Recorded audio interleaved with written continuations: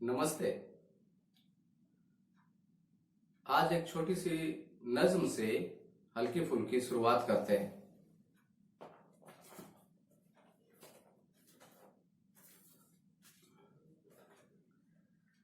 कोई आरज़ू नहीं है, कोई मुद्दा नहीं है, तेरा गम रहे सलामत मेरे दिल में क्या नहीं है। कोई आरज़ू नहीं है, कोई मुद्दा नहीं है, तेरा गम रहे सलामत मेरे दिल में क्या नहीं है। कहाँ जामे गम की तलखी, कहाँ जिंदगी का रोना, मुझे वो दवा मिली है जो निरी दवा नहीं है। कहाँ जामे गम की तलखी, कहाँ जिंदगी का रोना, मुझे वो दवा मिली है जो निरी दवा नहीं है।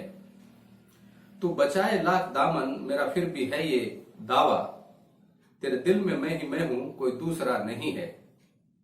तू बचाए लाख दामन, मेरा फिर भी है ये दावा, तेरे दिल में मैं ही मैं हूं, कोई दूसरा नहीं है। तुम्हें कह दिया सितमगर, ये कसूर था ज़बां का, मुझे तुम मुआफ कर दो, मेरा दिल बुरा नहीं है। मुझे दोस्त कहने वाले जरा दोस्ती निभा ले, ये मतालबा है हक का, कोई इल्तिजा नहीं है। ये उदास उदास चेहरे, ये हंसी हंसी तबस्सुम, तेरी अंजुमन में शायद कोई आईना नहीं है। मेरी आंख ने तुझे भी बाखुदा शकील पाया, मैं समझ रहा था मुझसा कोई दूसरा नहीं है। मेरी आंख ने तुझे भी बाखुदा शकील पाया, मैं समझ रहा था मुझसा कोई दूसरा नहीं है।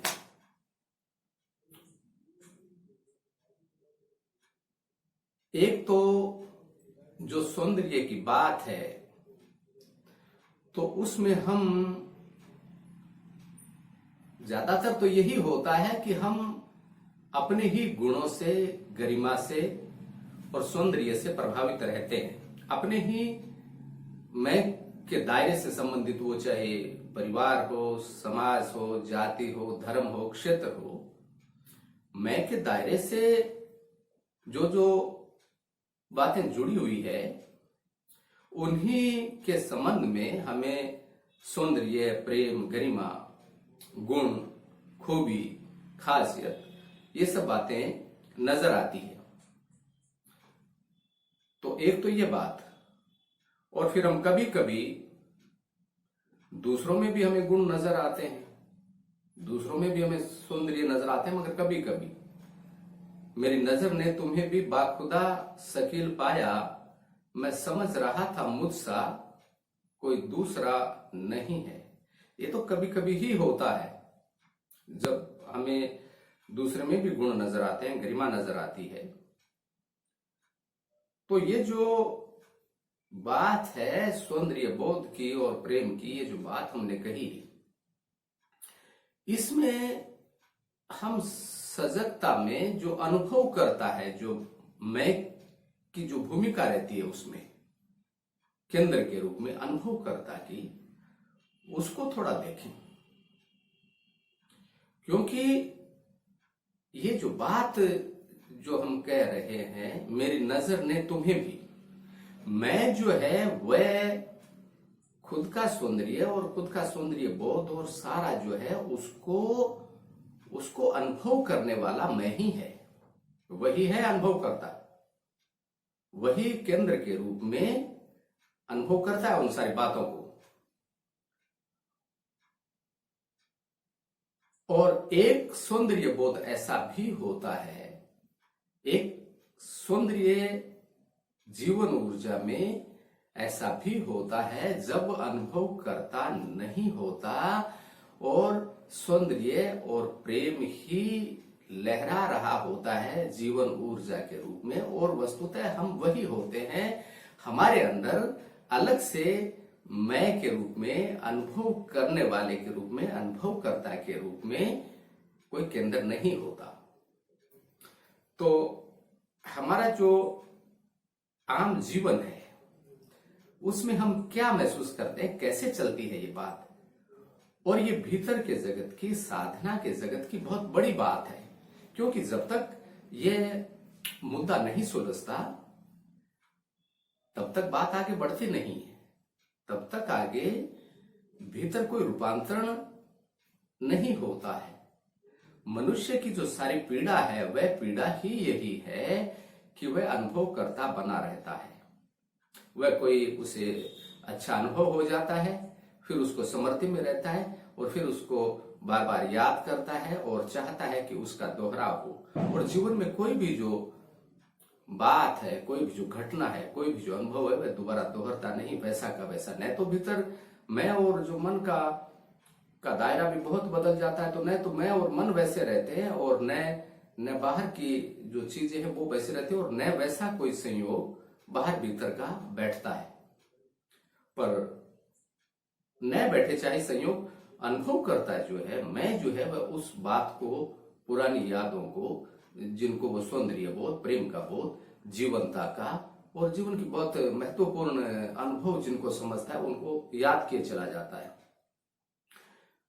क्या हमने कभी प्रकृति में चारों तरफ हमें ऐसा कोई सौंदर्य बोध रहा है, इस ढंग से हमने कभी सौंदर्य को महसूस किया है कि हमारे भीतर अनुभव करता मौजूद नहीं हो केंद्र के रूप में?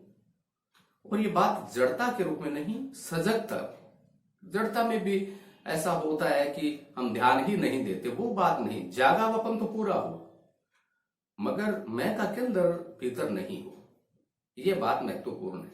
जड़ता में अगर हम देखें तो कोई मतलब नहीं रहा। तब तो जैसा हमने पिछले दिनों में कहा था, भीतर अटेंशन ही नहीं होता और जो देखने की ऊर्जा होती है, जो देखने की ऊर्जा जो बाहर सारे सौंदर्य को छूती है, वो ऊर्जा ही गैर मौजूद होती है, इसलिए उसकी बात नहीं कर रहे हैं।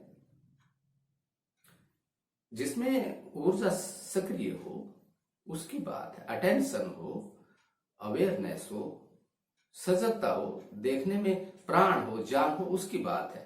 पर भीतर मैं का केंद्र नहीं हो, अनुभव करता नहीं हो। और अगर हमें आध्यात्मिक जीवन में रुचि है, आध्यात्मिक रूपांतरण में अगर हमें रुचि है, तो हमें इन सारी चीजों में दिलचस्पी लेनी चाहिए, क्योंकि इन सारी चीजों का हमारे भीतर के रूपांतरण से गहरा संबंध है।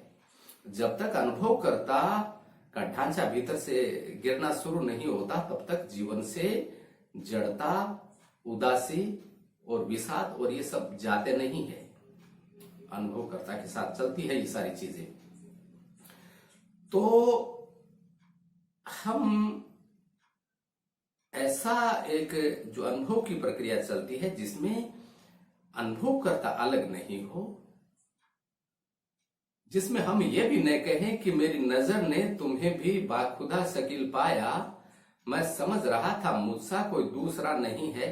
तो जैसे कोई फूल है, वो कैसे अपने आप को सुंदर महसूस करता है, किसी पौधे की डाल पर है, कैसे सुंदर महसूस करता है, अलग फूल के रूप में या किसी पूरा जो पौधा है उसकी सौंदर्य की अभिव्यक्ति के रूप में। हम ऐसे भी अपने आप को अपने भीतर सौंदर्य को महसूस कर सकते हैं कि हम जीवन ऊर्जा की एक अभिव्यक्ति है जिसमें अलग से अनुभव करता नहीं होता। वही जो सौंदर्य लहरा रहा होता है बाहर भीतर, वही सौंदर्य खुद को जान भी रहा होता है। अलग से कोई मैं नहीं होता, उसको पहचानने वाला, उस पर इतराने वाला, उसको ये कहने वाला कि मेरा सौंदर्य दूसरों से बढ़कर है, कि मैं ज्यादा सुंदर हूं, कि मैं ज्यादा गुणवान हूं, कि मेरे में ज्यादा गरिमा है, कि प्रतिभा है। अलग अलग उसको पहचानने वाला और उसकी सातत्य जो है, उसको कंटिन्यूटी को भीतर जारी रखने वाला, वो अलग नहीं होता। तो ये बात अगर हमारे जीवन में अनुभव में आने लगती है, तो जीवन की गहरी से गहरी आध्यात्मिक जीवन की बात सार हमने जानना शुरू हो जाता है। फिर अनुभव करता जो अनुभव लेता है और उसको याद करता है, उस प्रक्रिया का हमारे लिए कोई भी अर्थ नहीं रह जाता। वो फीकी पड़ जाती है, बेजान हो जाती है, वो प्रक्रिया, प्राण निकल जाते हैं उसमें पीड़ा जैसा लगता है हमको। क्योंकि जब हर समय आदमी एक्सपीरियंसिंग जिसको कहें, अनुभूति जिसको कहें, अगर उसमें रह सके, अलग मैं की तरह न रहे, उसमें उसमें बहता हुआ रह सके, तो फिर सारा उसके अंदर सार आ गया, एक ही लहर बची तब जिंदा सौंदर्य की, उसमें अलग से नहीं बचा।